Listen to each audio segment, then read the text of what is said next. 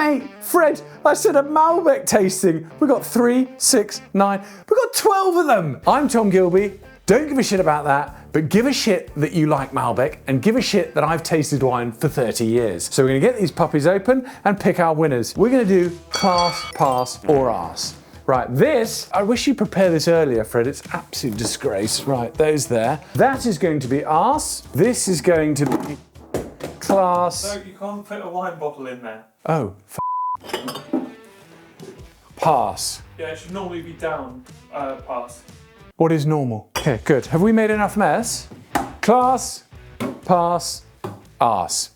Coravin, no wastage. In we go, wine number 1. Now, what we're grading these on, so I want intensity of fruit, soft juicy tannin, and balance. You give these wines in Argentina a bit of sunshine. You get really big intense black fruit, you get soft juicy tannin, and then the really good ones have balance. Number 1.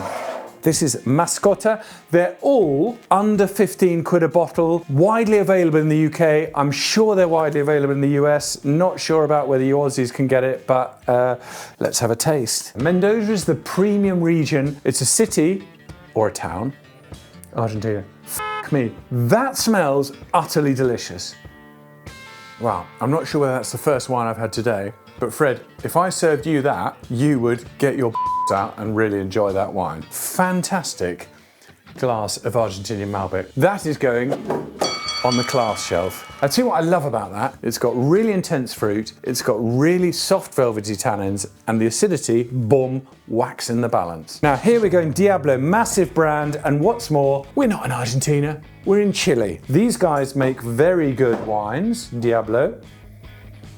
That tastes like a Diablo wine. I don't get any definition of Malbec. It's a soft, easy drinking, perfectly acceptable red wine that gets me a pass. Trivento, massive brand, 12 months, oak barrel, 2023 Malbec from pretty much anywhere you can buy a bottle of wine. Massive winery in Mendoza, Argentina. So it's oaky, smoky, loads of fruit, loads of oak, but not enough acidity to give me the freshness and the balance. Trivento, you're getting a pass. Look. By the way, I am massively harsh on Malbec. There are very few Malbecs that I think, wow, I really want to drink them. So here we go, Patagonia. We're right down in the south here of Argentina. Wines with big ripeness with Vinalba, Patagonia, Argentina. So that's a perfectly acceptable. It's got loads of fruit, quite a lot of juiciness, but the balance doesn't give me the lift.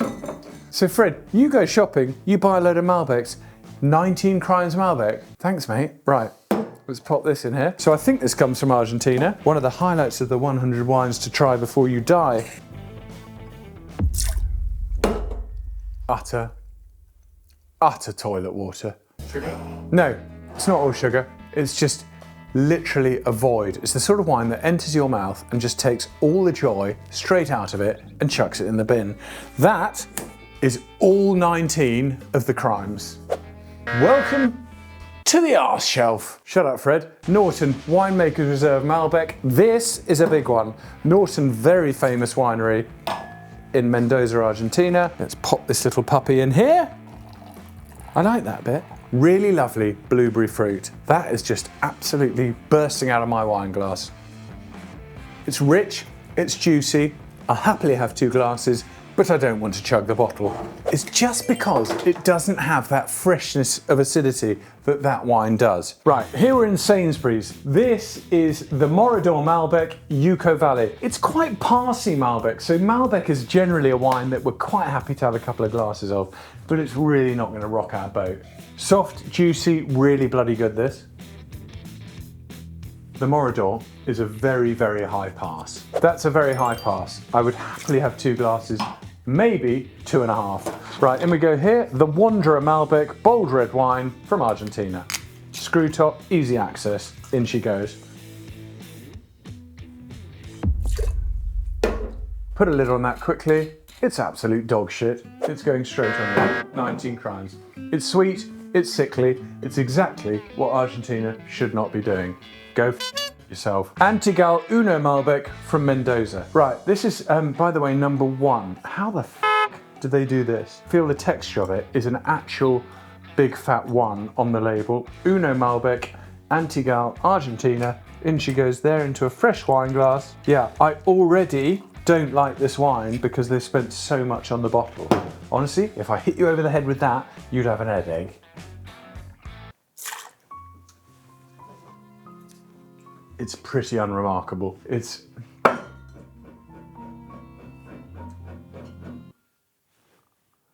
going on there. For many reasons, Uno gets on the arse shelf. Why would you spend so much money putting a 1 on there and fill the bottle with piss? Colomé, which sounds like colonic, Malbec 2023, Extreme Terroir, Salta, Argentina. Fuck knows where Extreme Terroir is. That's a very good wine. It's intense, it's got some structure to it. It's not going on the class shelf because I'm very harsh, but it is going to go high up on the pass shelf. Here's Malbado Malbec 2024, Mendoza, Argentina. So far, everything Argentinian apart from Chile. And by the way, don't go to France unless you want to have your face ripped off. That smoky, juicy, blueberry kind of vibe going on, very nice. Perfectly acceptable. Happily have a couple of glasses of that. So here we go in with Michel Rolland. Now Michel Rolland, sadly he died about a month ago, but he is one of the greatest winemakers or wine consultants that has ever lived. His home is Bordeaux. Generally he makes rich, ripe, juicy, voluptuous wine. And it is just like Michel Rolland jumping out of the glass. Vanilla, blueberry, a little bit of plum. To be honest, that wine makes me yawn a bit. So this is gonna go there, but I haven't got enough room, Fred, so we're gonna retaste this. Morador, I just wanna taste this again. This wine, I think, had the kind of lift that I'm looking for a Malbec. That is a glass of class. It's got that acidity, that little bit of lift to it. I'm gonna get a mess with that wine, which means it's gonna go in a class shelf. And if you want to buy me 2 wines to watch me lose control, it's those 2 chaps there. Now, generally, I'm a Malbec skeptic, so loads of these get a pass, happy to have a couple of glasses. Why do these 2 get class, and why does this one get arse? You don't need to taste it again. I do. Why do I not like the Wanderer? It's soft, it's juicy on the nose. You could buy this in any petrol station. A little bit of fruit, a lot of sugar. It's like a soft, flabby beanbag that, quite frankly, could be made from Cabernet Sauvignon, Malbec, Merlot, or anything you fancy. It is an absolute dog shit wine. This wine, Mascota, f you, Fred. It's got walls. It keeps itself together. It's like direct, shooting out of the wine glass, straight up, 1, 2 nostrils. And it's got balance and energy. That is what I want from any red wine. I don't care whether you're a Malbec, a Merlot, or a Gamay from Beaujolais. I want you to have energy, vitality, and balance. Bugger me, I've got it for under 15 quid from these 2 chaps here. Wanderer, do one. Taste the difference. That'd be nice. Well, it's a brilliant wine.